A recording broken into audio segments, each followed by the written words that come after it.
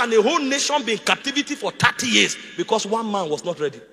That's how divine operations are. This is why when we teach things like this, they may not look, yesterday everywhere was on fire. You think that's a powerful service? This is where things happen in territories. Some of you are listening to me now. This may be the calling God has for you. But when you checked it, there's no money.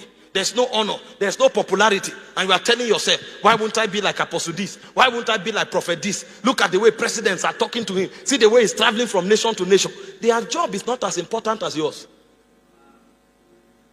Because whether God will release a grace, whether God will release a dimension, is dependent on the rise of some of these men. Because they are the ones who will midwife the purposes of God. If they are not there, things will go wrong. And so when God checks the damage, he will wait for a while. Imagine if God decided to save Israel when there was no deliverer. Do you know how stiff-necked the people were? Imagine God just came and killed Pharaoh and said, now go. None of them will reach the promised land. Because they will go in different directions. At the end of the day, they will become 1,001 tribes.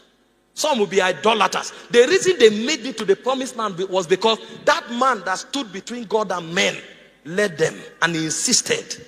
He carried them through hurdles, yet they continued the journey. They met the Red Sea, they met hunger, they met drought, they met opposition of armies, yet they kept going. For 40 years, they didn't turn back until they got to the promised land. If God doesn't have men who stand between him and people, certain things can't be released. This is why in priesthood, we must first of all mature. And then when we mature, we must understand our operations. We must understand our dimensions.